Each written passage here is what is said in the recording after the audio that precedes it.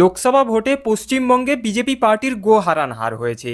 দিকে দিকে BJP party বেশিরভাগ সিটেই পরাজিত হয়েছে তৃণমূল পার্টির কাছে। লোকসভা ইলেকশনের রেজাল্টের পর তৃণমূল মুখপাত্র কুণাল ঘোষ সাংবাদিক বৈঠক থেকে বিজেপি পার্টির অবস্থা এখন ফুটিফাটা অবস্থা। তো প্রিয় দর্শক, তৃণমূল মুখপাত্র কুণাল ঘোষ সাংবাদিক বৈঠক থেকে বিজেপি পার্টির অবস্থা কেন ফুটিফাটা অবস্থা বললেন এবং বিজেপি পার্টিকে কি ঝাঁঝালো ভাষায় আক্রমণ করলেন, তৃণমূল মুখপাত্র কুণাল ঘোষের এই ভিডিওটি ধৈর্য ধরে শেষ পর্যন্ত দেখতে থাকুন। দেখুন, এবারের ভোটের ফল বেরোনোর পর বিজেপির ভরাডুবির পর বিজেপির ভেতরে ফুটি ফাটা অবস্থা হয়েছে, ফুটি ফাটা। সেটা যদি আপনি জাতীয় রাজনীতিতে ধরেন, সেক্ষেত্রেও নরেন্দ্র মোদী এবং অমিত শাহর লিডারশিপ চ্যালেঞ্জড দলের মধ্যে আওয়াজ উঠে গেছে।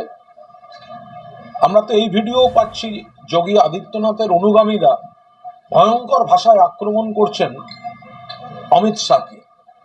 আবার বাংলায় যদি দেখেন, যেগুলো আমরা প্রথম থেকে বলে আসছিলাম, প্রকাশ্যে বলেছি যে বিজেপিতে নব্য বিজেপি আর আদি বিজেপি দল হাইজ্যাক্ট হয়ে যাচ্ছে।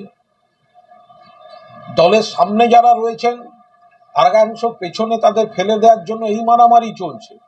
তো সেগুলোই এখন বিজেপির ভেতরে কোনো কোনো প্রার্থী তারা বলছেন, কেউ জিতেছেন, কেউ হেরেছেন। বিজেপির একটা গোষ্ঠী অন্য গোষ্ঠীকে হারিয়ে দেওয়ার জন্য প্রার্থী বদলেছে, আসন বদলে দিয়েছে। তো সেগুলো তো তারা বলছেন। দেখলাম দিলীপ ঘোষ হেরে গিয়েছেন, তার একটি বিশ্লেষণ দেখলাম। আবার সৌমিত্র খান বা এরকম আরো কয়েকজনের যা দেখতে পাচ্ছি, বিজেপির ভেতরে ফুটি ফাটা অবস্থা, গোষ্ঠীবাজি।